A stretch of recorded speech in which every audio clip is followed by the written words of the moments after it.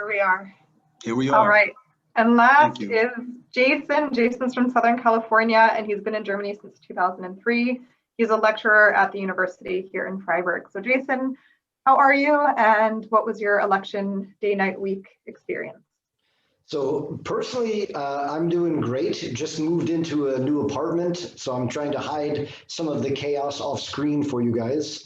But the election was a multi-day affair for me, with flipping back from CNN to MSNBC, going to maybe the BBC to get some British perspective. I also voted in the last 18 years. I voted, I think, almost every time except for one. Where I come from, it doesn't really matter as much. I mean, Reggie's from Pennsylvania, which was one of these battleground states. So, I mean, we needed Reggie's vote. My vote in Southern California wasn't going to change so much, but I wanted to make sure it was clear that my voice was heard and that they know that I voted for Joe Biden as much as I was voting against Donald Trump. I think if you ask the panelists, especially a year ago, Joe Biden was not our initial interest in the Democratic part of the election. I was an Elizabeth Warren supporter. I mean, I also like Bernie, but I was an Elizabeth Warren supporter. I thought Joe was too old, and his talk about unity and working with Republicans sounded so naive last year. And it's starting to look like maybe he had some idea what he was talking about. I look forward to talking with the other panelists because they said things that I wanted to comment about, but it's hard because we expect change to happen, but in a country of 330 million people, that's a very large ship to change direction. And so, I mean, Jorrell said like he noticed some changes sounded good, but it's not enough for him to start building hope again. And that's part of me that's still a bit naive. I still have hope that things are going to get better. But I'm fully aware that half of the people in Congress are going to do absolutely everything they can to stop Joe Biden's agenda, regardless whether it's good for their voters or not. And that's something that I wanted to talk about today, is what we really think of as bipartisan in the past meant that Democrats and Republicans voted for it. But Joe Biden has started to talk about it as if Republican voters like it, that's bipartisan. We don't have to get Mitch McConnell to vote for it, but if his voters like it in Kentucky, that's good enough. And so I think we all thought that Joe Biden was going to be kind of a naive, old-fashioned politician, but he seems to have put good people around him. And I think this cult of Trump is what a lot of Republicans thought we might have been with Obama in 2008. But if Obama had done any of 25 things that Donald Trump did, I'm sure every one of us in this room would have dropped Obama in a heartbeat. Like, for example, paying a porn star secretly after his wife having had a child and then lying about that. That is the kind of thing that we would have all stopped supporting Obama over, I'm sure. But somehow we witness people who are following Trump despite the fact he's not a good person. He doesn't have their interests at heart, but somehow they still follow him. And it's not really a party anymore. It's definitely more of a cult. And that's what makes it so hard. How does a political party deal with a cult if we only have the two parties, basically? So I'm looking forward to discussing these things. As I said the first time, and I'm going to say again, as the only white man on the panel, it's absolutely important that I listen more than I speak, especially when it was about George Floyd and things like that. And to all of the basically white people who are here listening, who are part of our society, it's time that we listen more and try to imagine what other people have gone through and not just wonder why they aren't like us, because we've all had different experiences. And the thing that made America great is that we all come from different places and created something together. And we still have to work to keep it together, like a marriage, kind of. Unfortunately, our partner, the Republican Party's gone insane, but we're still married to them. And so hopefully we can get them some therapy and bring them back to the fold. So to pick up on one of the things you mentioned, you said when it was about George Floyd and to transition us into the first discussion topic, it still is. It still is about George Floyd. We're here to talk about specifically all of these current events through the lens of race in America. So with that in mind, let's hear your thoughts about the election. We heard some of it in your individual experiences, but let's get into the results themselves, the manner in which it played out, like Sabina pointed out in her introduction, the percentage points, and a couple of key moments in the election did have a lot to do with race. For instance, when we talked in July, Biden was the presumptive nominee, but it wasn't actually technically official back then. And a lot of his momentum came from Black Democratic voters in South Carolina. And then fast forward a couple months, all the way actually until January, when Georgia cast or had their recount, Georgia flipped. Georgia went blue, and that was again in large part due to Black voter participation. So now I want to open the floor and hear from everyone, about the results of the election itself. The thing that Sabina said about the election being close, in a way that's true. If about 15,000 votes in maybe Arizona, Pennsylvania, Georgia, maybe 20,000 votes had changed, Trump may have won again. However, the Electoral College count, the 306-223, is exactly the win that Donald Trump had in 2016. And he was very careful to call that a landslide multiple times. And so I think the same standard should be applied to this election, especially when you realize that Joe Biden got 7 million more votes. And all we hear about are the 74 million votes being canceled by somehow not letting Donald Trump still be president, I guess. We forget that 81 million people voted for the other guy. And so it's important that we understand that people are frustrated about how the election went, but we're not going to bow to their wishes simply because they're upset it didn't go the way they want. Well, actually, I'd like Jorrell to respond to that, because you specifically mentioned that seeing how close it was part of what led you to do a sweep of your belongings from the US. So Jason sort of positing the opposite, that or maybe not quite the opposite, but an alternative point of view there, where there were still a lot of people that were for Biden. So what for you made your perspective more in the bank of it's too close for me to feel okay about this?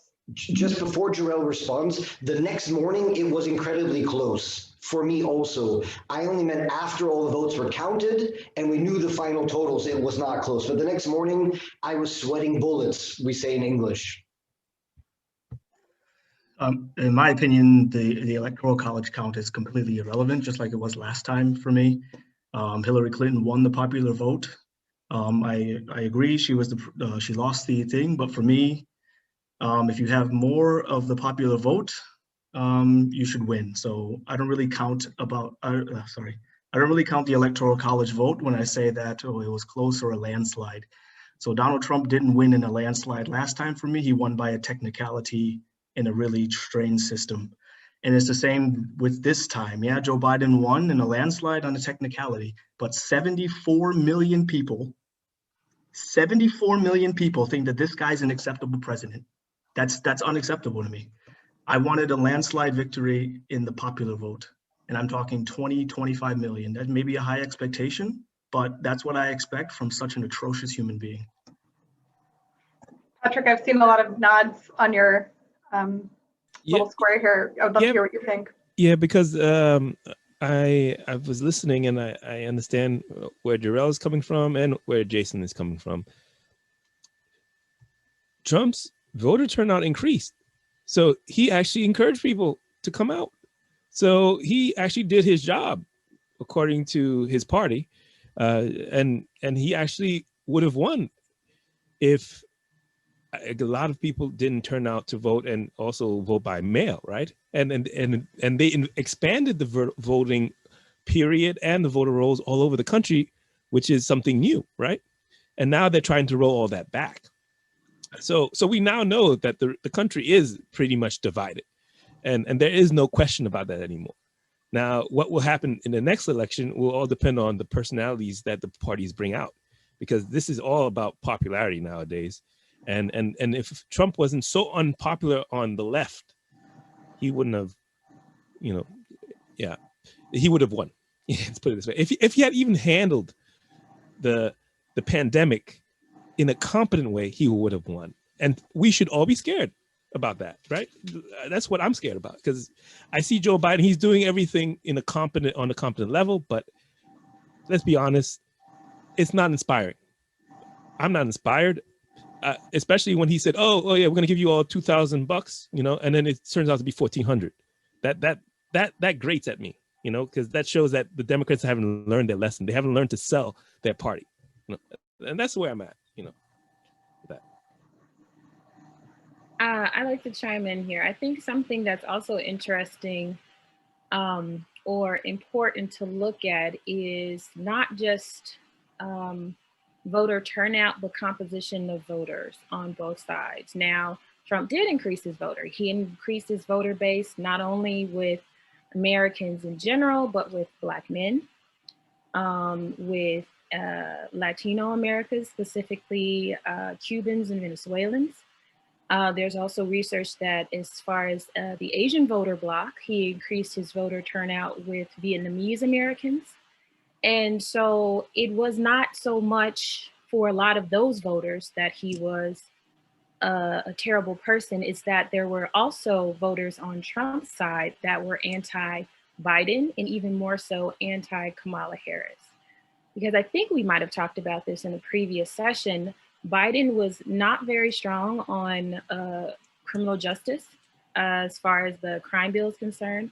And Kamala Harris also did not have a very strong record as it relates to criminal justice. Another issue that came up was the perception of left and right.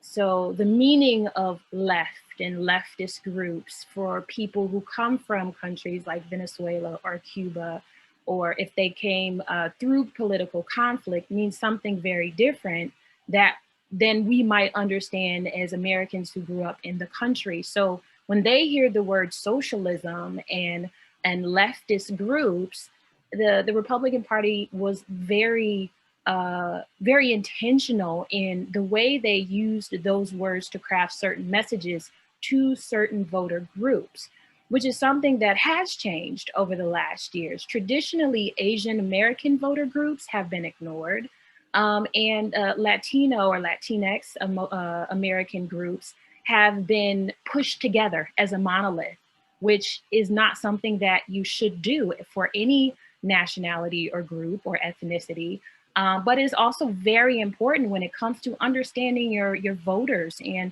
what your voters value. The fact that the US is a country that has grown due to immigration, the perceptions of politics, the perceptions of messaging to certain voter blocs will have to change. And I think this election is an example of that. I think it's a very important example that all American voters may not vote and think about candidates the same way. Another thing to look at is that even though Biden did win as it relates to president, looking at the state and local races, Republicans did very well, especially as it relates to not only Senate, but state legislatures, which are the groups that make the law. So Americans themselves are still dividing the ballots and still looking intentionally at the candidates that they feel will do very well in their lives. But that's not national news. So it's also very important to look at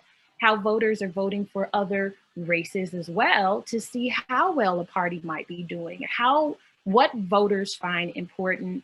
And a lot of times this lesser of two evils can be on different areas. I mean, a lot of people may not care if they cheat on their wife, you know, or if they're, about infidelity. You know, that was one of the things that was very controversial about a lot of historical figures, especially from what I've learned in Black history. Some of them that had infidelity, it was pushed under the rug because it would get lost in the message, you know, and some people that knew about it wanted to go for the greater cause, more so than these character flaws. And I think these are some things to also consider as we look at what happened in 2020 and what we might expect in 2024. Think about 2024 as gave me a moment of, oh gosh, there, but yeah. Let's start with 2022. Let's just start with 2022. Yeah. Just as important, everybody, write that down. Reggie, I'd love to hear you chime in here too. Yeah, I mean, the point that Jorrell had mentioned earlier about there being such a, the fact that Trump was just slightly, he lost by such a small number when you consider that, 6-7 million votes, that's not so much, to win the presidency.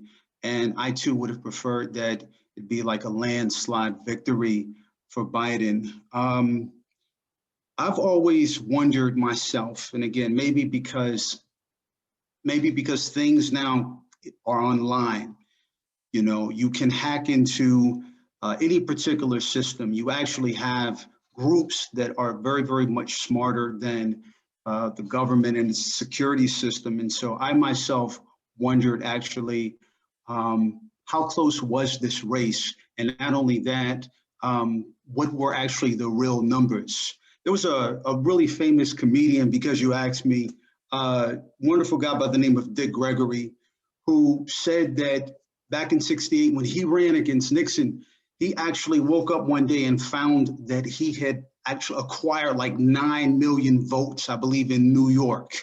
And his whole spiel was that he believed that the whole election process could be rigged, that you could not always really believe the count itself. And so people asked, well, Dick Gregory, do you think you actually could have beat Nixon when you ran back in '68? And he's like, no, I really think that those votes were actually supposed to go to Nixon. And so, you got people showing up in court, Mr. Giuliani with his, wonderful hairstyle.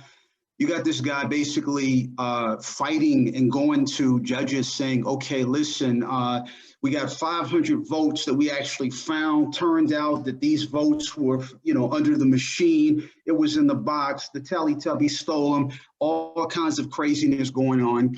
And so I personally never really felt comfortable with the back and forth as far as what was the accuracy. I think that Biden won by enough votes and that the presidency actually is his. But the fact that the whole democratic process of voting has been called into question, bothers me. And it's really, really boring after a while, because it comes down to who has most influence with the media. People, you're not supposed to, if you watch Fox News, you're going to hear a particular perspective. And things are really bad when Fox News actually says, Trump, you actually lost. When your crew turns on you and, they actually side with the victor, they're with the other side, you need something else. You need a new angle. So now we have, far more right-wing media groups that are now popping up.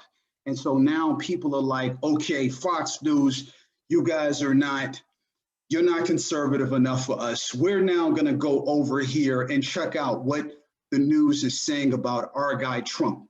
People vote for what's important to them.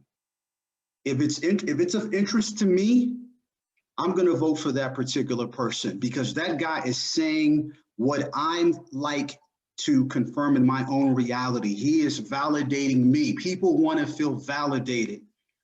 And so I try to pay attention to what's actually happening in everyday life with people.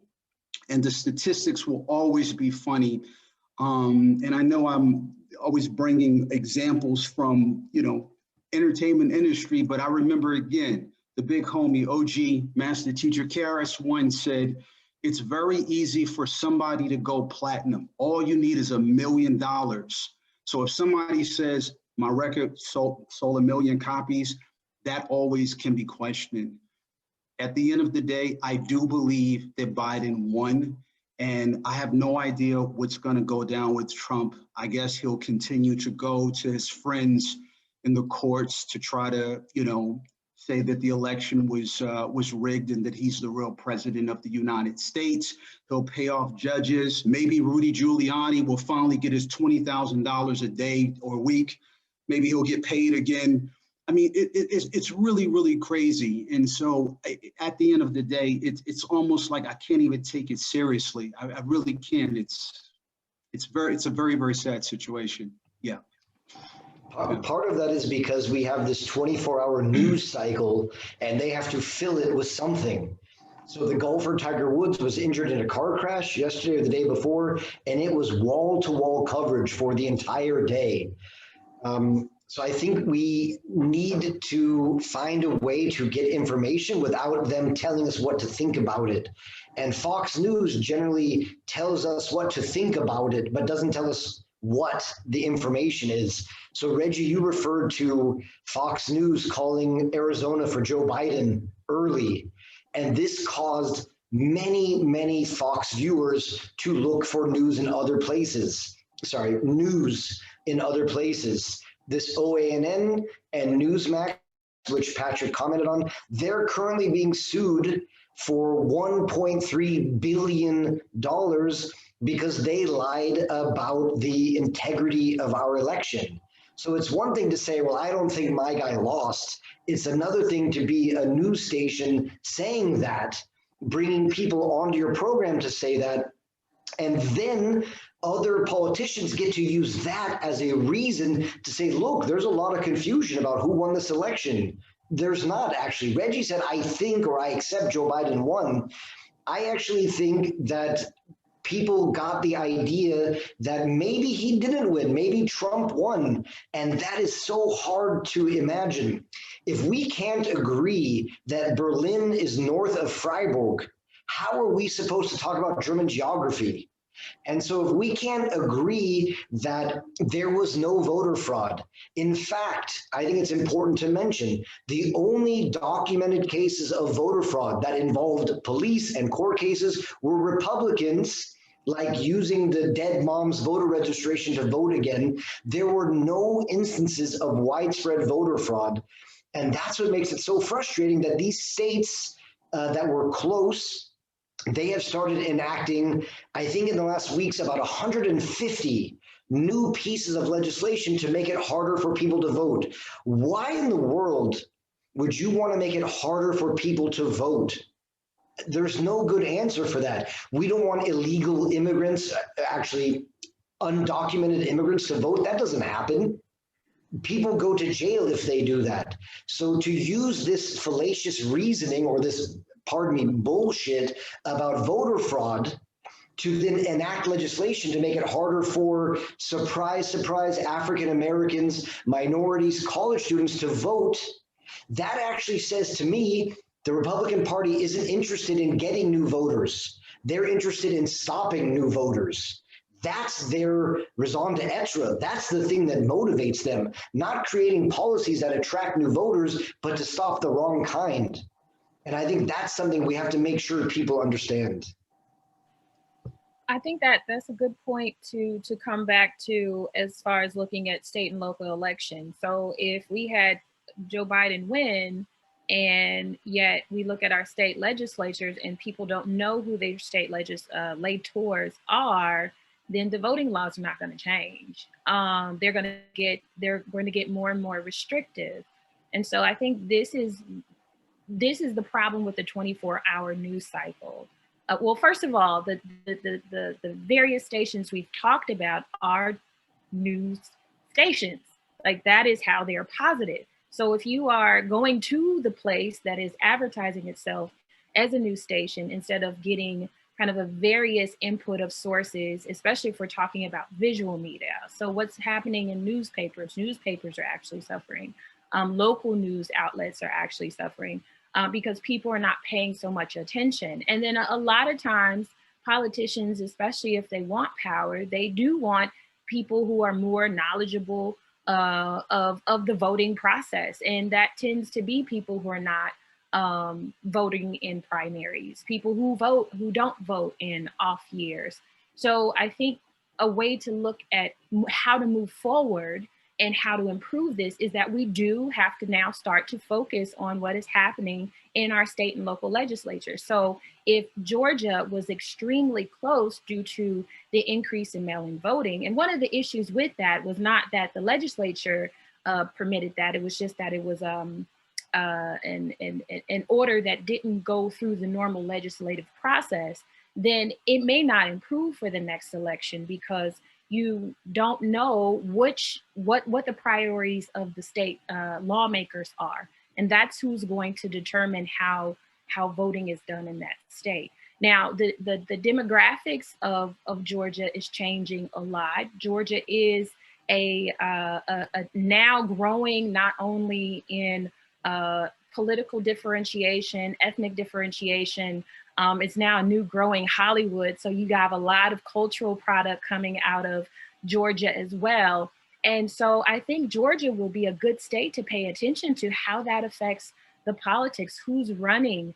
One of the things that Kamala Harris did bring to the forefront as far as knowledge is HBCUs. Georgia is the center of some of the most prominent HBCUs in the country: Spelman College, Morehouse College, and a lot of politicians, a lot of notable figures come from those places. And you also have a number of other centers of information where people are learning about the law, learning about political activism and involvement. And we hope that this will affect, we hope that they will become policymakers and that they will eventually affect how what is the priority of these 24-hour news channels. Something else, sorry, to put in perspective, Nicole, I'm sorry, about the voting. If we put it in a Freiburg perspective, what's happening in America, imagine on election day, there are 5 places to vote in the Viera, and there's 5 in Herden, and there's 1 in Haslach, where lots of immigrants live who maybe have a German passport and can vote, but they're not the normal type of German. And so it turns out if you live in a rich whitish community, there's going to be plenty of opportunity to vote. And if you live in an area with more African Americans and it's more urban, for some reason, even though there are many more people who live there, they reduce the amount of places for people to vote. Why? Why do they do that? So I'm glad you brought up Freiburg. It's an interesting point. Have you ever seen a German voting ballot? It is extremely complicated, and that's a different type of barrier. And so I think it's also looking at what are some of the barriers imposed on voting, whether it be who has access, but who can effectively vote as well. So I think you bring up a good point. It is also something very interesting to look at, because I think that it is good to have access to voting, to the voting ballot, but when you get it, can you really understand what is happening and what you are doing? That doesn't make you a better voter either, or doesn't give you more access to the process either. So the next major milestone moment in the months between when we last talked and today is January 6th. And I think it's good to be talking about this just after we were talking about the 24-hour media cycle. One of the most striking images, well, it's 2 images, pictures of the storming of the Capitol and the insurrection on January 6th by primarily white people, compared to the Black Lives Matter protests of last summer, and the way the law enforcement treated both groups. I think that's something that was widely shared and widely discussed after the insurrection. And for me, at least, it's an image that continues to haunt. So yeah, let's bring this event to the table. What are your reactions to that historic event, especially in regards to race relations? I think one of the tricky things about all of the events that have happened between the multiple impeachments and all of this, we could talk about the politics of it and the policies of it, and I want to be able to, but also let's bring into our discussion of that this aspect of race and how that played into things as well. Before my other panelists say, I want to say what they already know in their heads, and I want to make perfectly clear to everyone else, if the people on January 6th looked more like the people here in the panel, it would have been a much, much different outcome. The number of police, how they would have reacted, what would have happened had they gained entry into the building, I think all would have gone much differently. There would have been more loss of life. And so we have to try to balance giving the police credit to not just indiscriminately shooting people, and also wonder why do they have no problem doing that with other protests like we saw earlier last year, maybe not necessarily shooting, but the amount of force, the amount of police presence, how they're dressed and what they're wearing. Why weren't those police there on January 6th? Okay. All right. Great question. Here's mine. Okay. But first of all, can we actually call those cops? Were those uniformed individuals actually police officers? Were they rented cops? Were they toy soldiers? Okay. The thing that strikes me the most is kind of like the unfolding of the whole thing. You saw something that could have actually been stopped a very long time ago, and you saw it progress, okay? And it was like the buildup to some kind of like horror film. I called my brother up, and I told my brother Quincy, I said, dude, imagine if me, you, and a couple of the brothers got together and rolled up to the local 7-Eleven and said, yo, we're about to take over the 7-Eleven. We would have all been shot quick, dead on the spot. And that's just like a convenience store. So January the 6th for me was absolutely horrifying. I literally thought that I was, looking at like Planet of the Apes or something like that. It was absolutely obscene. I've never seen individuals scaling up walls to get into the Capitol. I was appalled. I couldn't believe it, and just the way that they were sort of like treated, it was like the security like handled everybody with kid gloves. Okay, like, hey, listen, guys, we're happy. And some of the police actually congratulated them, giving them props. You had a senator that was winking, let me high five, wink, wink. It was crazy. So anyway, for me, January the 6th was beyond appalling. Words matter. Insurrectionists, it took them a very, very long time to build up to this moment. First, it seemed like perhaps, the Cub Scouts going, getting out of hands. Perhaps these are some rebels.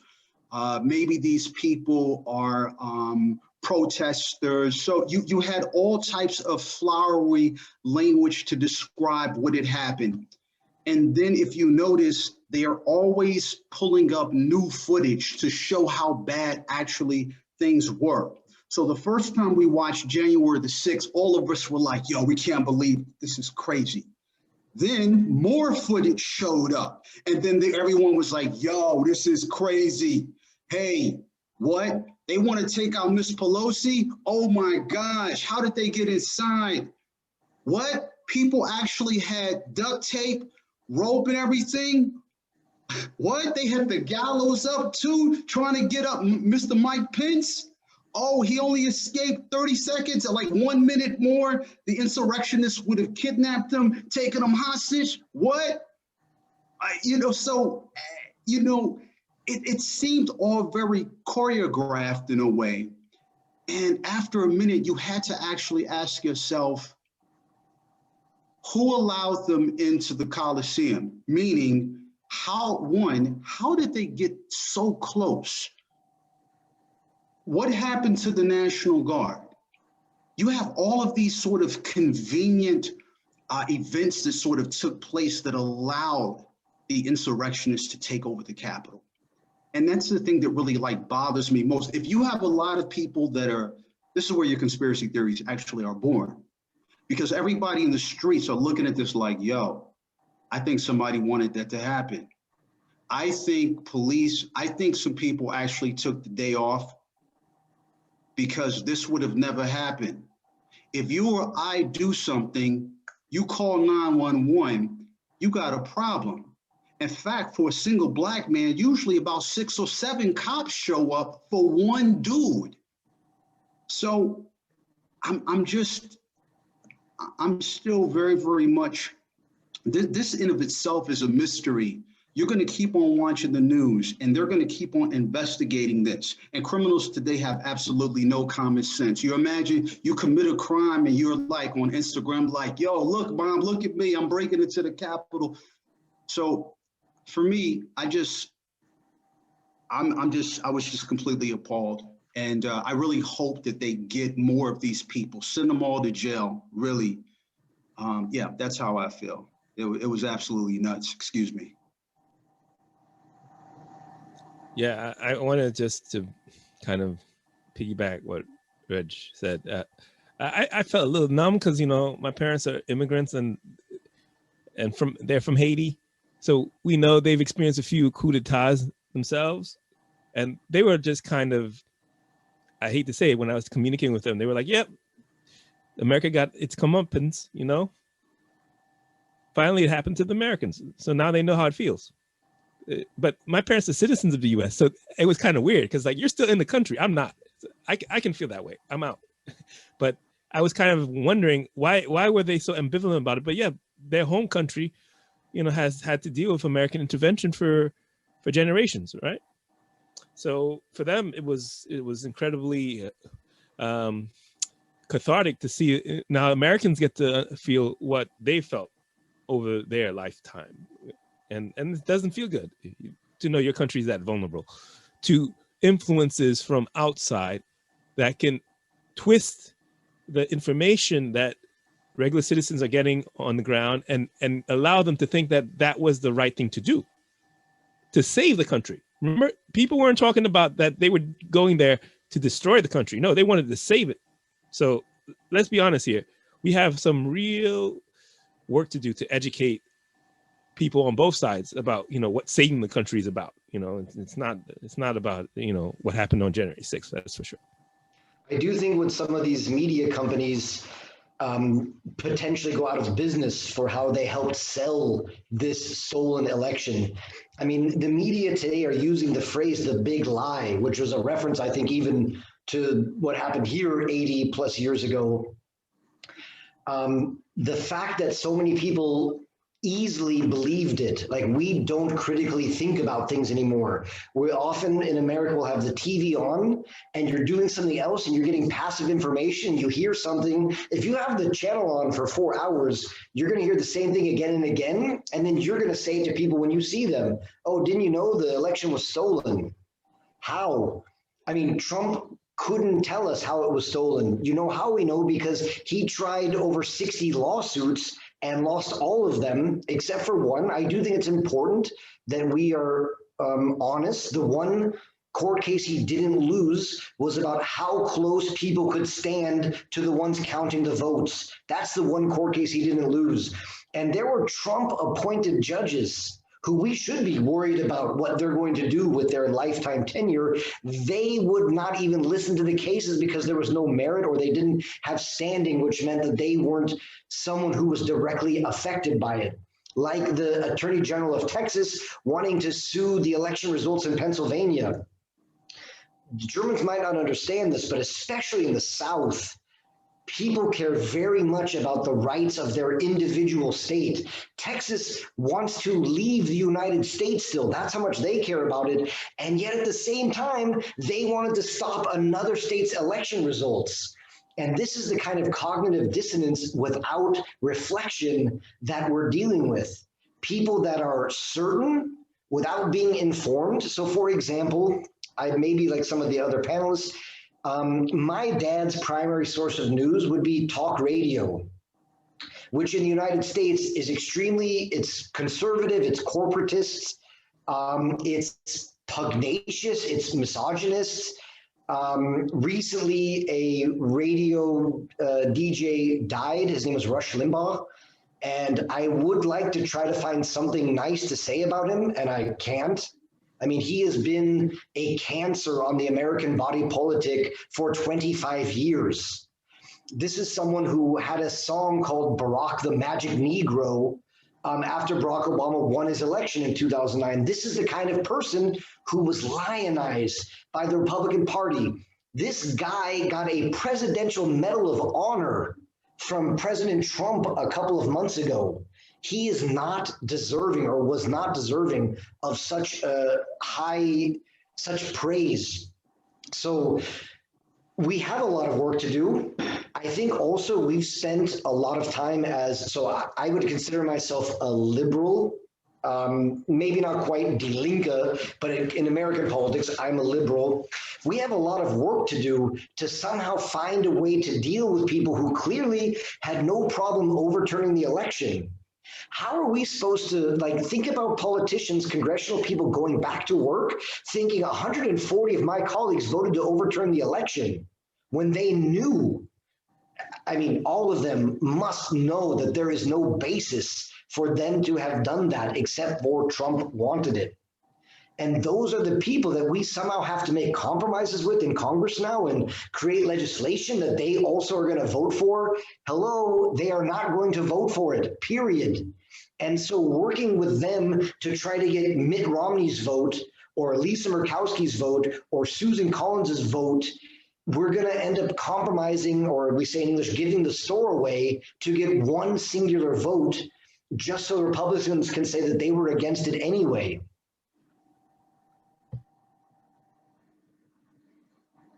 So the next big current event that held place on exactly that same stage just a couple of weeks later is Inauguration Day. I'm going to bring that into the conversation now. We're inaugurating the Unity president, and there were performances there by Lady Gaga, Jennifer Lopez, Garth Brooks, Amanda Gorman, and these were all definitely intentionally selected, and all of them definitely had their own messages to share, as well as in that moment, in that ceremony, we were inaugurating Kamala Harris, who, as Sabina mentioned in the introduction, represents a whole lot of firsts. She's South Asian, she's Black, she's a woman, and she's vice president. So the next thing I would like to hear everyone's reactions to is that moment. What does that mean for you? Did it say anything to you, the performances from the celebrities, and also the symbol or the moment of progress that is having Madam Vice President not be a thing from a TV show, but from reality? Can I react? React away. Yeah, so it was really emotional when I saw the first Black man as a president. I remember crying. And then we got Donald Trump. So I don't know what to think about seeing the first Black woman. What comes in 8 years? What comes in 4 years? Something worse than Trump? Is it the more we progress, the worse we regress? So that's how I feel right now. I'm happy she's there, but I'm really afraid for what will happen in the future.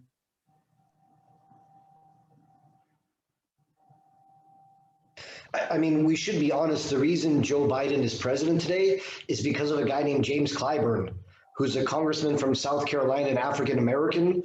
On the eve of the South Carolina primary, when Joe Biden looked down and out, he said, no, we should vote for Joe Biden. And he won South Carolina, and that led the cascade that led to his nomination. I think that was one of the reasons that Kamala Harris was chosen as a nod to James Clyburn's efforts. Now, how similar James Clyburn and Kamala Harris's stories and politics are is less material than the fact that Joe Biden seemed to recognize that he needed to show the African-American community, although technically Kamala Harris, I mean, technically she's not African-American, some people could say, because her dad was from Jamaica and not descended from slaves. That is not a conversation I'm going to get involved in, but just that this same thing happened to Barack Obama, that he somehow was not African-American enough because his dad was an actual African and not descended from slaves. And I think we could ask the other panelists, when the police stop you, do you think it matters whether your dad originally was from Africa or Jamaica or descended from slaves? I don't think so.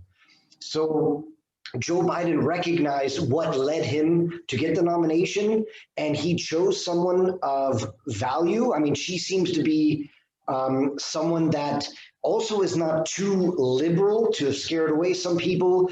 But something that I think is worth noting is every day the president releases his daily schedule. I mean, each president generally does. And I noticed today's schedule, for example, or it may have been yesterday, that Kamala Harris was involved in each of the tasks or events that he had that day. And, you know, some of the people watching right now may not know, but our very first vice president, John Adams, said it was the most pointless job in the world because it's only if the president dies or if the Senate is tied does he have a job.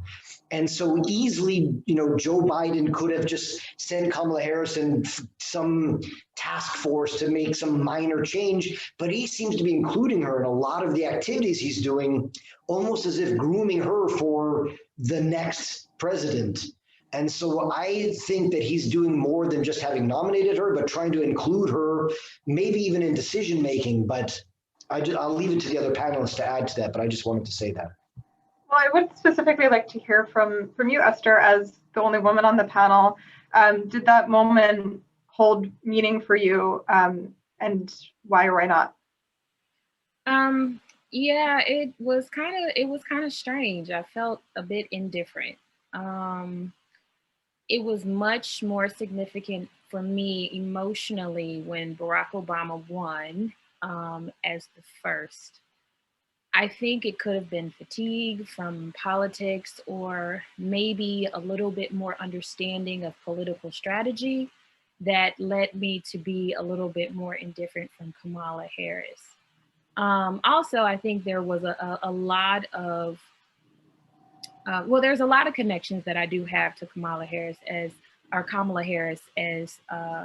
vice president. As I said, you know, one of the things I really did like about Kamala Harris is the fact that she was one of the first political leaders that did not graduate from a Harvard or a Yale or an Ivy League institution or these institutions of prestige and wealth that are often uplifted, even though they don't really represent the brilliance that comes from other academic institutions in the US. And so she went to an HBCU, she went to law school at a university school, and she's done really well for herself professionally and politically. And I think that is also a sign that we are thinking about politics and who can be involved in politics a lot differently.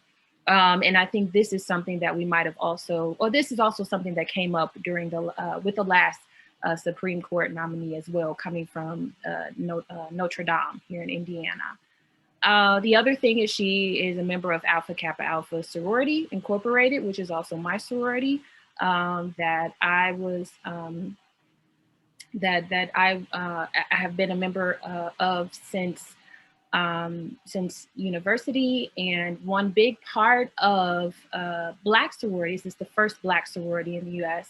One big part of that, of this particular group, is that we have platforms for education, for political involvement, for political movements. One of our founders, the sorority was founded in 1908, and one of the founders actually got involved in lobbying and politics and working with the UN, and this is in the early 1900s. And so, you know, for me, just learning more and more about her and getting into the background of some of her affiliations, I think was important, because it really does show that the US is changing in a way, and the people who represent the US are changing, and it's not how it was 20 or 30 years ago. And I think that's very important for those who are interested in politics and interested in being involved, and can give them some sense of hope, of possibility that you can be involved. I mean, I can't tell you how many times I've had this conversation with other people and other academics about how, you know, Ivy Leagues and prestigious schools are seen as where the knowledge should come from, you know, as seen as an automatic positive to someone's ability or automatic sign of someone's ability to do well in any job. So as far as that is concerned, you know, that was something that meant a lot to me. By her being a woman, by her being ethnically diverse, by her being in an interracial relationship, I think those things are also important as well. My sister, I think I might have mentioned this before, she's half German, half African-American, and, you know, she's older. So my father married his first wife at a time where that marriage was illegal. So, you know, issues of race and relationships were also brought up. So it really does inspire a lot of education if people do take advantage of it, because then you can see that our world is not just consistent, especially the US, is not just consisting of people that look and believe and live a certain way. And hopefully, you know, hopefully this continues to change. Patrick or Reggie, do either of you have any reactions to the inauguration ceremony or the people who were inaugurated? I can just say I really liked Amanda Gorman's poem. You know, she did an excellent job. Such a young woman to present herself in such a amazing way. It was just that was the revelation for me. You know, that I actually got to see that live when she was presenting online. So that was really great. Other than that, I'm a little bit ambivalent about. I was ambivalent in general about Joe Biden and Kamala Harris because they are not liberal enough for me. Yeah, and I see from a question that Jason put out there, what would Joe Biden have to do to convince me that he has been listening and is actually turned a corner and is in this conservative Joe Biden from Delaware, you know, would be if he actually forgave student debt. Not just 10,000, but 50,000, you know, and that would, you know, I would love it to be more, but hey, you know, beggars cannot be choosers in this situation, right?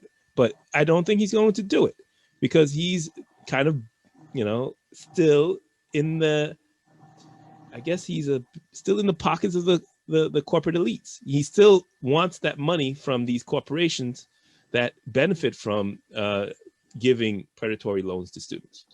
So I don't know. I would like to see that happen.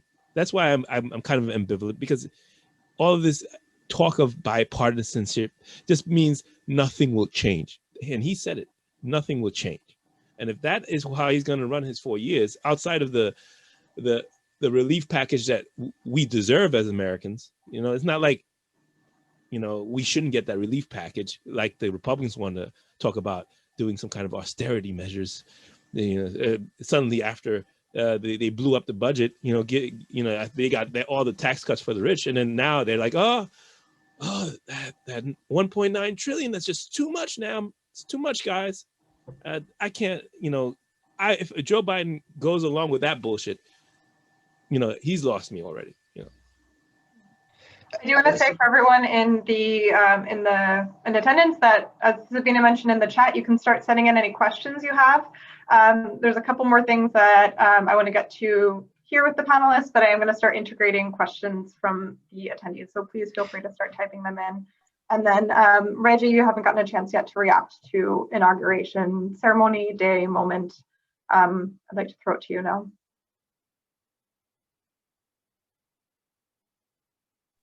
Took a minute to find that.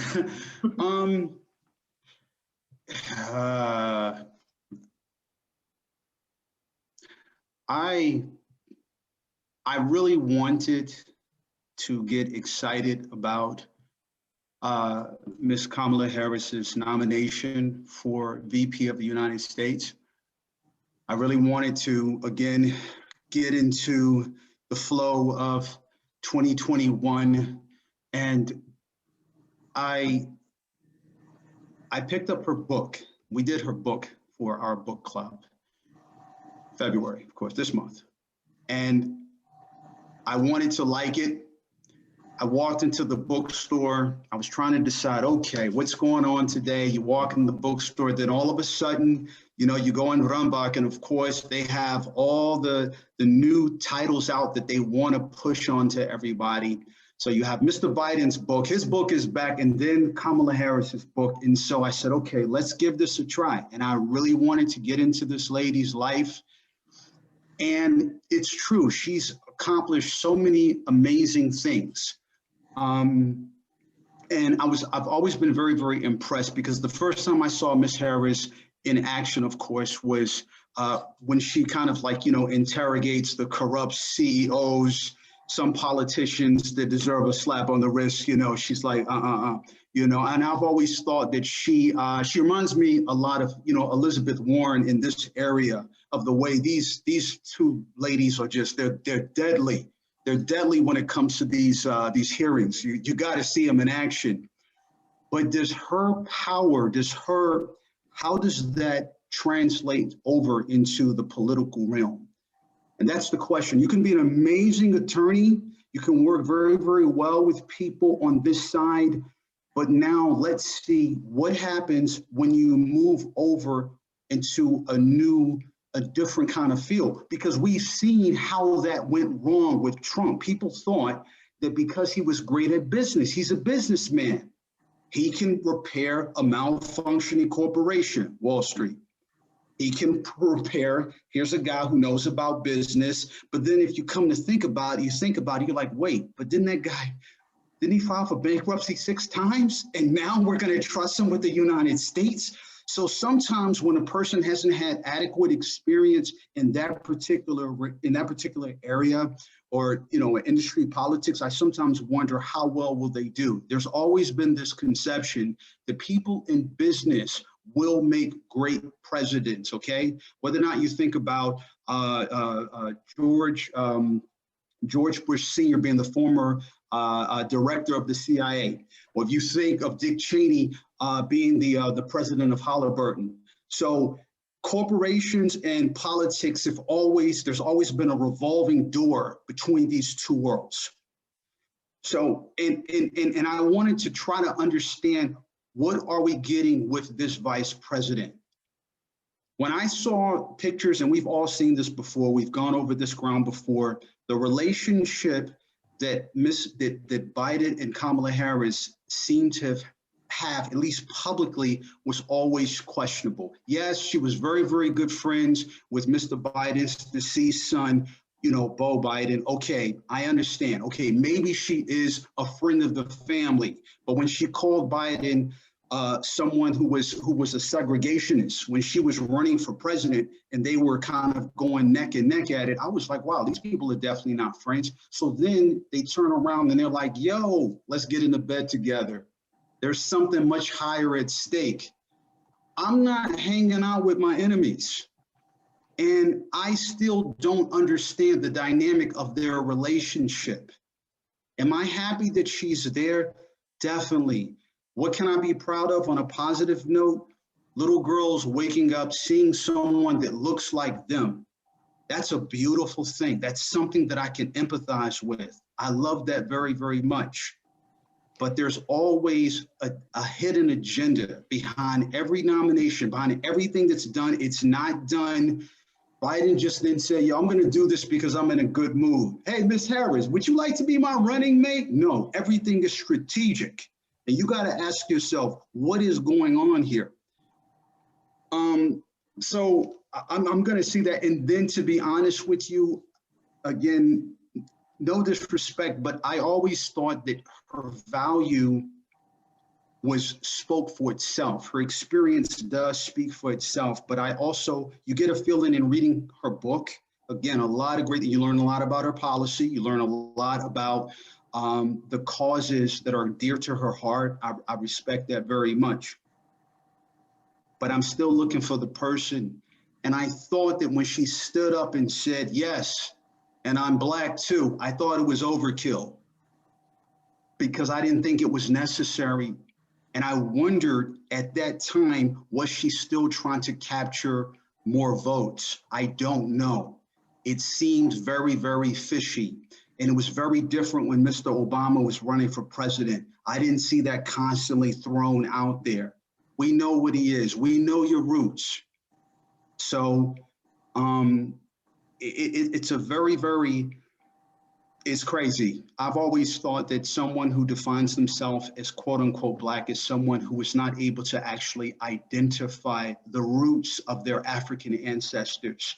But as soon as that comes into question and you can identify outside of the US where your people come from, we know if her father comes from Jamaica, we know that her mother came from India. These all, we know who you are. You are ethnically beautiful the way you are. Why do we have to always bring, oh yes, and by the way, I'm Black. What is that about? What's that about? So anyway, overall, I thought the inauguration was great. My personal favorite, of course, was Mr. Garth Brooks. I thought he laid it down. I don't know about everybody else. I thought Garth Brooks kicked butt. Loved his singing. Sorry. I couldn't believe, no, y'all don't understand. Like I looked up and I was like, yo, I was talking about later. I was like, yo, Mona, this dude, that looks like Garth Brooks. Is that Garth Brooks? Garth Brooks is back. This guy is out in the night. I was very, very impressed when I saw him. There were only the poetry reading, of course, blew my mind, beautiful poems. So overall, the inauguration had it had some great highlights to it. And then other words, okay, we've seen this show before, Okay, yeah, that's where I stand. Let's hope again. I'm trying to be positive, ladies and gentlemen. I'm trying to reclaim my faith in the democratic system. So let's see. There's hope for me. Okay, thank you. So I just wanted to ask you, since you like to bring up some of the cultural references, if you remember this movie, CB4, a movie called CB4 back in the day, and there was this song, I think that was on there that said, well, I'm Black, y'all, and I'm Black, y'all, and I'm bliggity black, and I'm Black. And it was just like this type of stuff is I think what gets, this is what makes people suspicious, right? I think this is the tricky part about identity politics, because at the root of identity politics are the politics.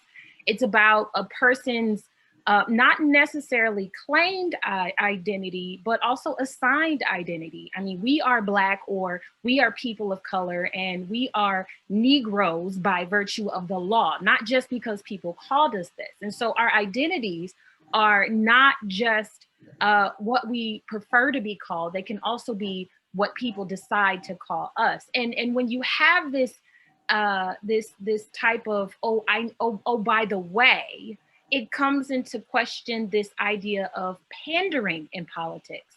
So do you really have a concern about my identity, who I am, where I'm from, what my concerns are, or are you just trying to act like you are? Like, are you wearing this mask of you want to be my friend? Are you pretending to like what I like because you want to be my friend? And I think this is one of the things that is very difficult when it comes to this term of Blackness when it comes to politicians. I think the other thing that Reggie, you brought up that made me think about is the strategy. Political strategy is real. Why did Barack Obama have Biden as a vice president? Because it was to center him a bit as far as image-wise and politics-wise or policy-wise. Why did Trump have Mike Pence? It was to center him a bit. Remember, Trump was a Democrat, right? So you're gonna always have these kind of strategic pairings as it relates to politicians. But yeah, I just had to throw a CB4 reference in there because I always think about that, like that on a loop. Like this is also something Jason brought up, talk radio. So we have a lot of talk radio morning shows and different things like that explore culture. And that one little thing is always played on a loop when it comes to politicians that just show up to the talk show around election time and on Black talk shows or Black talk radio programs in the morning around election times and no other time. So yeah, thank you for letting me drop that in there. Okay, so we do have a couple audience questions coming in. Jason, I do see you had something to say. I'm not trying to cut you off or not give you a floor, but since we are here mostly to hear from the Black panelists, I want to make sure we get to a couple of these questions. So the first one is directed specifically at Jorrell. Considering that you do have two parents who are police officers, the question would be, what is your view on the whole defund the police matter? What do you think about police reform in general? What would make sense going forward? I think defund the police is a great idea, with one of the worst marketing campaigns I think I've heard in the last 20 years. I just think it's a really bad name for it, because I think for the casual viewer, the casual listener, you just hear, let me take away money from the police, rather than trying to reprioritize the police and actually benefit them by having to respond to fewer things. And having less danger in their lives, putting them in less risky situations where they have to decide, is this person mentally ill or do I have to shoot them? It's like, yeah, I don't want police officers in that situation. That's what I feel about defund the police. Great idea. You need a different name for it, different marketing strategy. That is something Republicans are good at, is how fitting their slogan onto a bumper sticker. And unfortunately, some people who, let's say, would be on the Democratic side, this phrase defund the police, and if they found another phrase for it, it would make perfect sense to them. That the police should not be going to the house with an autistic family member who's flipping out. That's not the job of the police. The police should not be dealing with the homeless encampment. There should be other social services to deal with that. And that's what it meant. Unfortunately, this just doesn't fit onto a bumper sticker. And so it was used by Republicans to make it seem, oh, look, Democrats want to defund the police. However, by not allowing state and local governments to be properly funded because they're in a big negative hole, they are forced to fire policemen. They are essentially defunding the police by not funding them. The one thing I did want to say, though, because America is a young country, and maybe for some of us here, we're a little too old and cynical to really understand the importance. But I mean, like Jorrell having a young daughter, seeing Kamala Harris as vice president, it will never be a question in your daughter's mind if she can achieve that.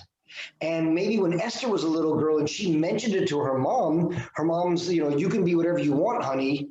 But that's not the same as seeing the person there in that position. And so not only your daughter, Jorrell, but other little girls can see that. I mean, it gives me goosebumps. You're shaking your head no, so I'll let you respond. I mean, we didn't say that about Condoleezza Rice. We didn't say that about Colin Powell. I mean, what's special about Kamala Harris? Is it just because she happens to share the same politics as us? No, she's the first vice president woman or of color. I mean, yeah, but also, I mean, let's give Kamala Harris time to ruin her reputation. Colin Powell, he is on the mend, but he's certainly, I mean, his UN presentation in February 2003, it essentially ruined his reputation for a decade. He seems to be coming back to the fold.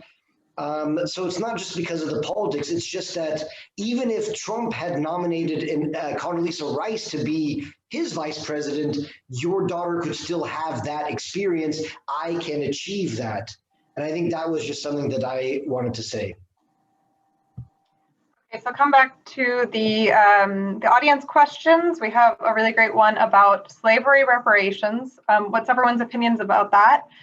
There's no amount of money that can make up for the damages of slavery. The commenter, I'm going to say your name. It's Nyla. It's Esther's wonderful daughter. There's no amount of money that can make up for the damages of slavery, says Nyla, but what would be considered a pathway to make a greater change and forgiveness for America's brutal history? Great question. And let's start it off with Patrick. Oh yeah, that's a heavy question. That's the topic that if Joe Biden is serious about doing this in his 4 years, he should be starting on and working on that right now, because there needs to be then a reparations council, a reconciliation committee. It will take a lot of conversations and discussions on many different levels, you know, to get to a point where we have a policy that would even come close to representing reparations for what happened to Africans, you know, who were enslaved, and now their ancestors who are still in the country. And what does that really mean, you know, now? You know, because there are no living slaves anymore, or at least I don't think so. Yeah, maybe there may be a couple here and there, but we're really in a situation where we should have been looking to do this 100 years ago. You know, so we have to come up with a real constructive vision for that, the same way they did it in South Africa. And even now, I talk to my South African friends. I only have white ones, you know, and they're like, well, they're not satisfied with that situation there. So we don't know really what reparations really would look like that would be fair to both sides, I guess. You know, that's my comment on that. Esther, do you have an answer to your daughter's question? I would like to say no, but I feel like I have an obligation to answer all of her questions in life. No, I think that's a really good question. But I think the work has already been done. I mean, there is a lot of research, a lot of historical, economical, a lot of research in history, economics, social policy that explores reparation. I think we're just kind of at the point where we need to have political science, I can imagine. But I think we are at the point where we just need to have an understanding of what that actually means. What is the definition of reparations? And then, well, I think before that, we actually have to have an understanding and agreement as a country as to the meaning and the impact of chattel slavery on the US, not just from the social perspective, but also the economic perspective, how the country grew, how it was funded. And then also, you know, to be able to focus it in a way that we can actually move forward. And in a way, I wouldn't say both sides, I would say that really does help America as a whole progress, as an investment into American society. And then I hate to go strictly economics, but sometimes with a lot of voters and a lot of people, it comes down to dollars and cents. And reparation is about money and payment, but also I think now we are developing as a society as to, you know, how are we investing in each other? How are we taking, how are we profiting or moving through life in a way that we can sustain ourselves, our families, and then how can we improve our infrastructure and things like that? And those are a lot more complicated. But the history of reparations from different perspectives is very interesting. I want to share a Black history program that I watched this month on PBS. It's about the Black church. PBS has a lot of public broadcasting system, has a lot of really good information about Black History Month. And it talked about how reparations was actually an agreement that was written and proposed into law in South Carolina, for example, one state after the ending of slavery during what we call Reconstruction, but it didn't survive politically. So there's already a political model there. We just have to look and see how it works in meeting our goals as an American society. And we're still kind of fighting over that. For example, last year there was the release of this New York Times curriculum article piece called 1619, when the birth of America actually happened, and that talked about when the first slaves actually arrived to the land. And there's been a lot of fighting about that being taught in schools, and legislation about having that barred from schools. And so we're still fighting on what the impact of slavery actually was, and how we can even understand what it is that we need reparations for. I do want to hear from more of you guys about that, but we're already at time, so I'm gonna just bundle this into a final round. I'm gonna get to all of you, and you can, if you haven't gotten a chance to respond to that question, this would be a great time to. If you have any other lingering thoughts, topics you wanted to get to today, or comments you wanted to share, you can throw that in there. And I sort of wanted to throw in one more bit of a fun question into it too. So when I call on you, if you could start off with sharing one book, song, album, TV show, movie, some kind of entertainment that you've been enjoying recently that's made by a Black creator. Doesn't have to be about racism necessarily, just something that you're enjoying that maybe we can all take a little joy with us home in our pockets today too. So tell us what you would recommend, what you've been enjoying, and then any last thoughts could be about reparations or beyond. And Jason, we'll start with you. Well, if we're talking about music, I would highly recommend Miles Davis, Kind of Blue. It's it's a classic, and if you're thinking about what jazz means, this is a very good place to go. Ironically, the book that I would recommend, just because of the last topic about slaves, and it sounds strange as the one white person in the category, but the book is called White Gold. And it's actually about European slaves in North Africa in the 1700s, something that we don't really think about. So I wonder if more white people could understand the experience, or try to understand the experience of African Americans by reading about, hey, whites have been slaves too. This is not just those people have gone through this. I would love to hear more about what reparations means, because it's such a charged word now. Does it mean, each person were to get money? Is there another way to show this individual that society recognizes that their ancestors were oppressed, even though that was 150 years ago or more? But if we're thinking about, by the way, Esther, I'm impressed that you mentioned CB4. I'm sure only us, the panelists, know of that movie. You probably can't even find it on Netflix or anything. But yeah, so Miles Davis, Kind of Blue, gets me relaxed. My one final point that I want to make sure is understood tonight is something that some of the Democrats in Congress are saying, and that is no unity without accountability. So for example, if there is a husband and he cheats on his wife and now he just wants things to be fine again, he needs to account for his actions and make good on it before he can come back to the bed and eat, breakfast together with her. And so the Republicans just want to act like, hey, new president, he's a Democrat, we're against him, without recognizing that 6 weeks ago, many of them were totally fine with allowing a insurrection to storm the Capitol. And so I am not over it yet. I'm still angry, and I don't want to hear what Paul Gosar thinks, or what Andy Biggs thinks, what Ted Cruz thinks, what Rand Paul thinks. I could care less what they think until they say, God, I think I may have inadvertently been part of the big lie, and people thought that the election was stolen. If I had any part in that, I am so sorry, I was wrong. We have not heard any contrition from Republican politicians. And for that, I have no patience for them. So until they admit their culpability and their responsibility in that, their holier than thou attitude, they can go pound sand for all I care. That's my statement.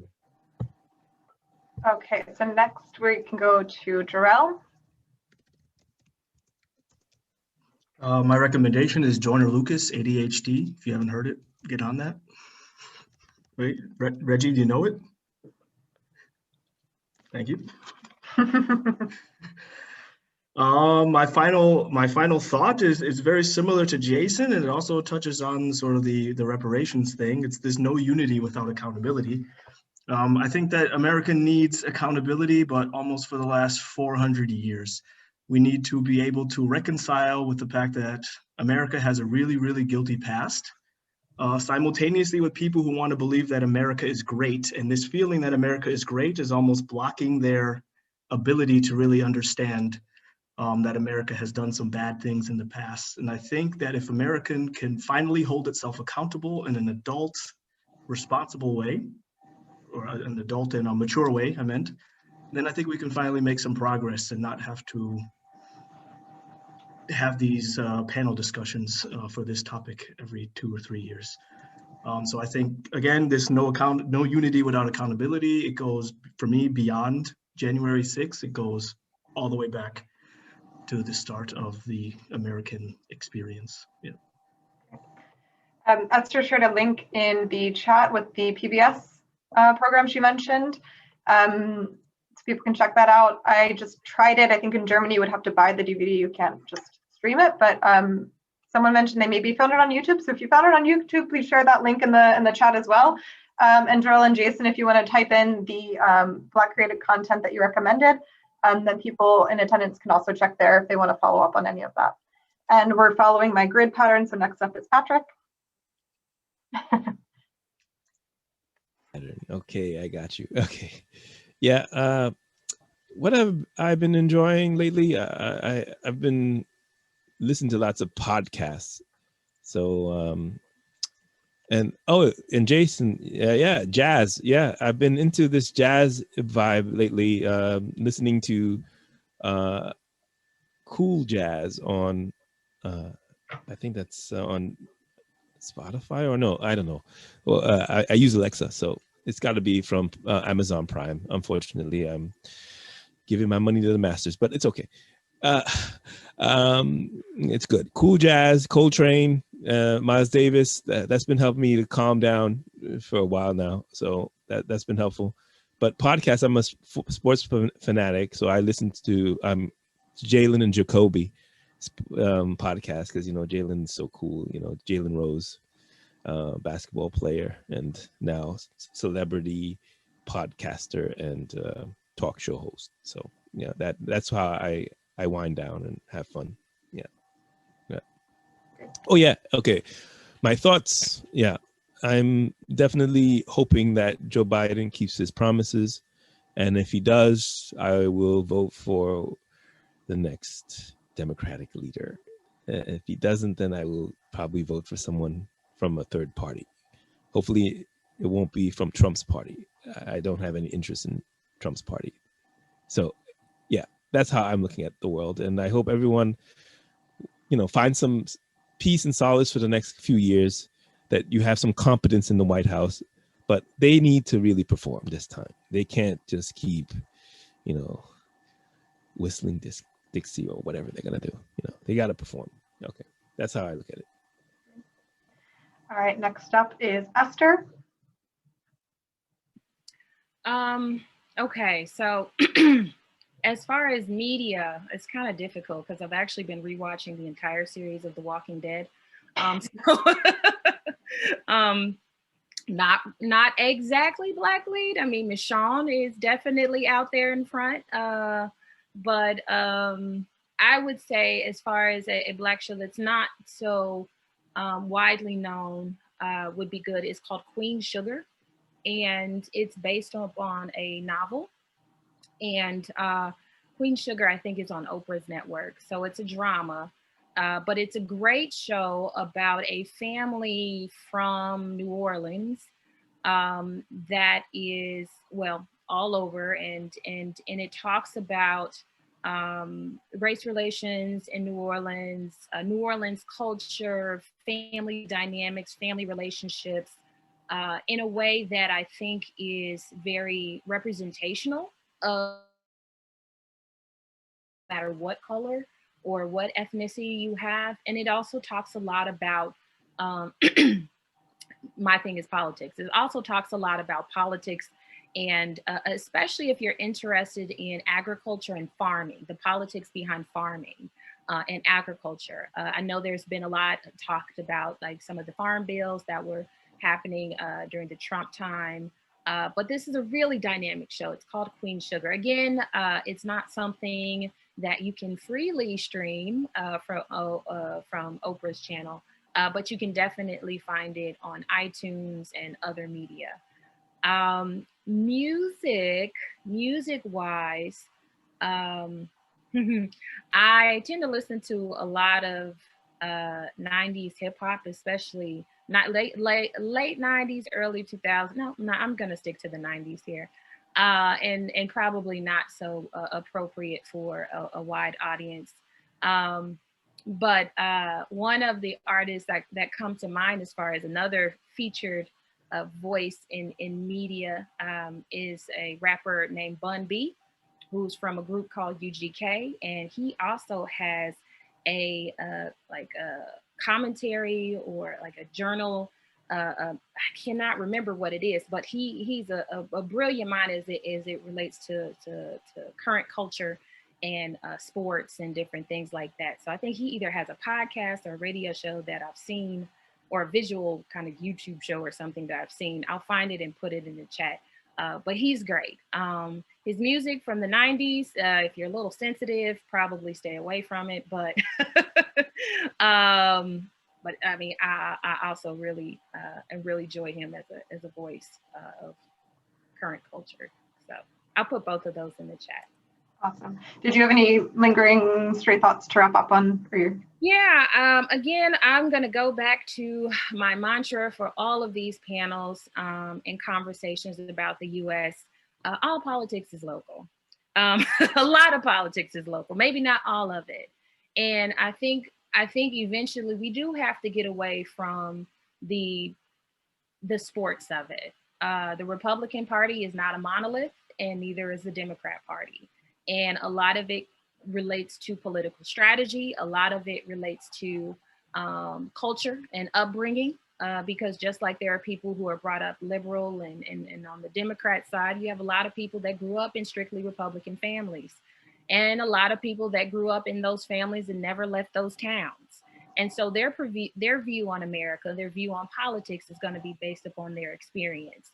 And a lot of times we won't read about that or hear about that in a way that relates to how these things are affecting our lives. As Americans abroad, or when I was abroad, that's one of the things that really struck me, was how little we actually know about the hometowns and the addresses where we list our voter registration. So I encourage you to go back to those cities, to go back to those states. Keep an eye on what the governor is doing. Keep an eye out on what your state legislators are doing. And if you're not from the US, pick your favorite state, Disneyland, Disney World, I don't know, Texas, see what they're doing.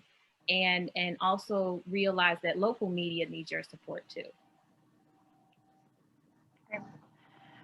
I'm loving, there's some people in the chat putting their own media recommendations. So I love the couple people who've done that. That's great. Keep them coming. Anyone else who has some more music, books, entertainment to consume, you can throw that there. We all appreciate it.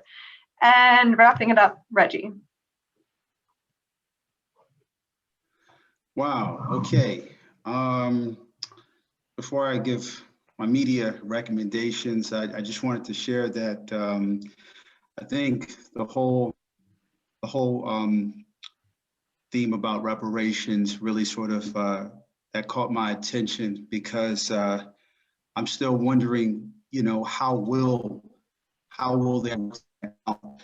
It's a very, very difficult discussion. They keep trying to do it. You know, you have there've been a number of different meetings that have convened to kind of try to figure things out. And I don't know if they ever really, again, I don't know if they're ever going to solve this. So let me just say this. I remember the first time I thought about what was actually owed to our people was when Spike Lee named his film production company 40 Acres and a Mule. And he always said that, you know, that was something that the government had promised our people, you know, after slavery, sharecropping and so forth. And so money becomes a very, very interesting tool, and money doesn't always, or I should say currency in of itself, I'm not quite sure will ever solve the problem. If you give the wrong person $1 million, they might smoke it in one night. They might, you know, go out to the club. I'm just saying that I'm not quite sure if handing people a blank check and having them, you know, go for it is a good idea. And obviously that's not how, you know, I know that we're talking about more than just, you know, currency here.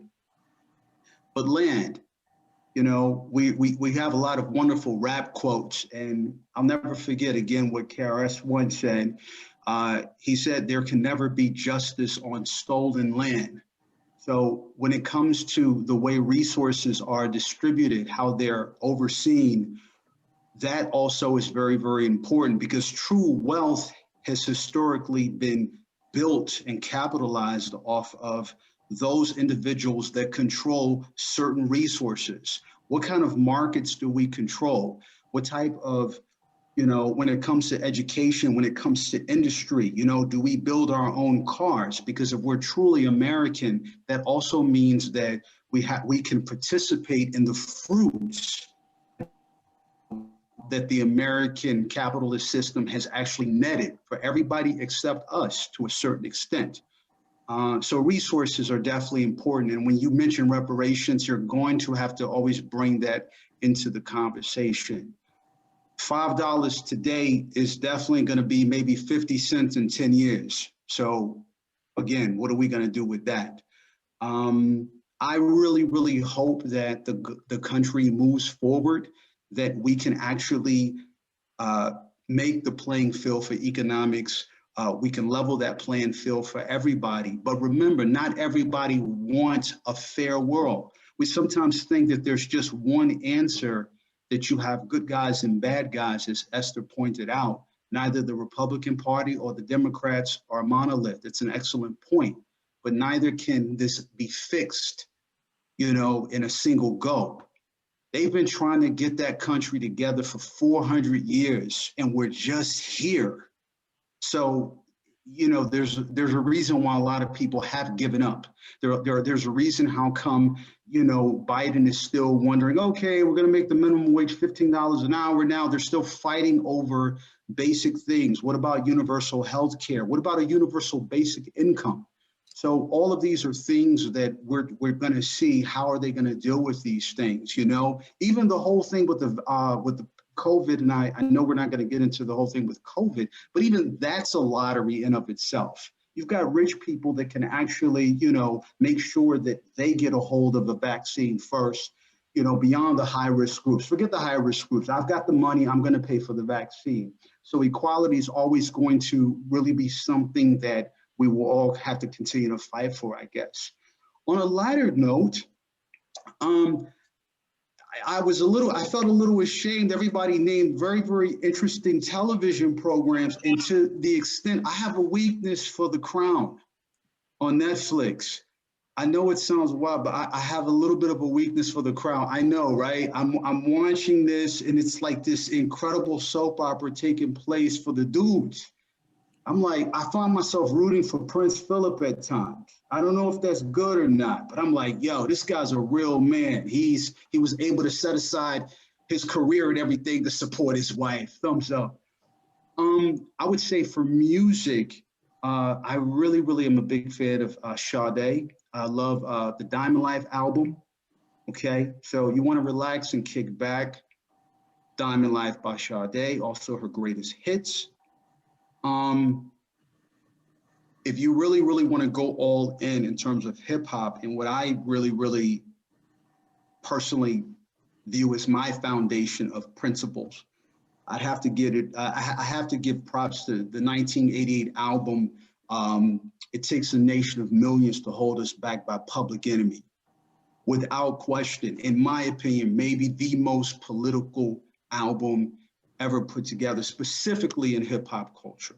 Public Enemy's It Takes a Nation of Millions to Hold Us Back. Listen to the title. Grand title, crazy. Grand opening, grand closing. And a wonderful book. That's actually hard. I'm juggling a couple of around, you know, that's tough. This is something I think for academics, for teachers out there, maybe even here in Germany. I think that Dr. Carter G. Woodson's The Miseducation of the Negro is a very, very important work. because he is regarded as the father of African and African-American history as it relates to our voyage and our journey in the Americas. He lived between 1875 and 1950. And I think that for me, that is the foundation of understanding how we got here, that there were other people that really wanted to chronicle the journey of the Africans and their descendants from the time that they were brought here. So as a basis, this isn't light reading. I'm not saying you should pick it up and, you could take it to the beach with you. You could do that. You could go to the beach and hang out.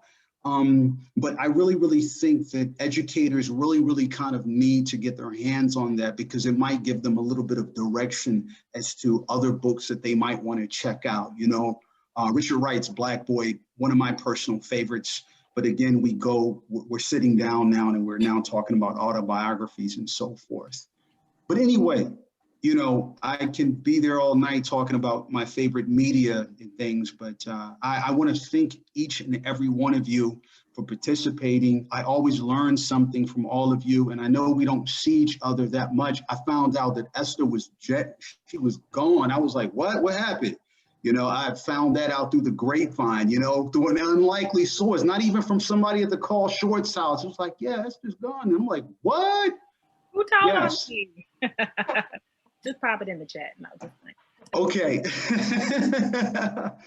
But thanks a lot, Jason, for the links. And thank you very much for all just sending your information, your references. It's really a pleasure to hear your feedback. And I'm always a bit like, oh my goodness, this is really an emotional thing to really talk about. We love our country. We want our families to be safe in the US. And sometimes we feel helpless. We don't know what to do. We don't know how much more we need to, hey, we're human beings. So, I'm hoping we do find things to celebrate collectively. That's just about it. I don't know if there was any other questions that you have. The chat was blowing up with one question, Reggie. The chat was blowing up with the question, have you watched Bridgerton? Wow. I haven't been able to. Jorrell is like, nah, don't go there. It looks very interesting. It seems like Jane Austen just, put some brothers into, the landscape of her work. And I don't know about that one, but no. So my answer is no. Has anybody else watched this program? Jorrell, have you watched it? You're not feeling it though. Anybody else seen this program? I've seen a couple of episodes. I think it's from Shonda Rhimes, who's yes. a producer. She is a Black showrunner, maker of like popular primetime shows like How to Get Away with Murder, Grey's Anatomy, Scandal. Those are all of her shows that she wrote. She also has a book, The Year of Yes, that's really good. And so this is her production. Yeah, there are a lot of issues with Bridgerton. But as far as a show for Netflix, I hear it's wildly entertaining when you continue on. The episodes that I watch are very interesting because it does seem to reimagine some scenarios that we're not normally used to seeing a Black queen in that part of Europe and the world. And it's entertaining. It's entertaining. So much to discuss. I think this is where we end every one of these talks is let's sign up for another. We got another several hours of things to discuss, but for now, I think we're all ready to wind down and head to bed. So I'll personally want to say thank you to every one of the panelists for a really wonderful discussion. Thank you to the attendees, and thank you most of all to the Carl-Schurz-Haus for putting this all together. So with that, Sabina, can bring it home. Thank you, Nicole. Yeah, thank you everyone for joining. And of course, thank you to all of our panelists. It was great again. I personally love these talks and love hearing your perspectives. yeah, I can only agree with Esther. Politics is local. Listen to the local folks also around you. And as I've mentioned in, I believe, the first talk and also the second talk, we have a lot of great people here in Freiburg that you can listen to, and just try to ask the questions, even if sometimes it gets uncomfortable. I can say personally, sometimes it gets uncomfortable for me too, but one can talk it through. And sometimes we can come together, and sometimes on some things we maybe just have to disagree, as it is with all topics. So I was happy, it was interesting to see that some people also follow the Republican newsletter to see what's up, or Fox News, just to hear the other side of things. So just sometimes change your perspective. Yeah. So I also wanted to just mention that we have a series of talks coming up. We've started this in January, but we will continue to have our Transatlantic Tuesdays. So mark your calendars for Tuesday evenings at 7. We have great guests. The next talk coming up is actually next Tuesday. We will talk to historians Hedwig Richter and Manfred Berg about, it is in German, das Ende der Hybris ist die amerikanische Demokratie noch zu retten. So it is about American exceptionalism, and that strong belief that I think Jorrell tackled on that America is the greatest country on earth, the greatest democracy on earth. So if you'd like to join this, my colleague Elsa will share the link where you can register for Tuesday, and also the link with all of our Transatlantic Tuesdays. So if you would like to check that out. Yes, thank you everyone for coming. I wish everyone a pleasant evening and hope to see you again very soon. Bye. Thank you, everyone. Thanks, guys.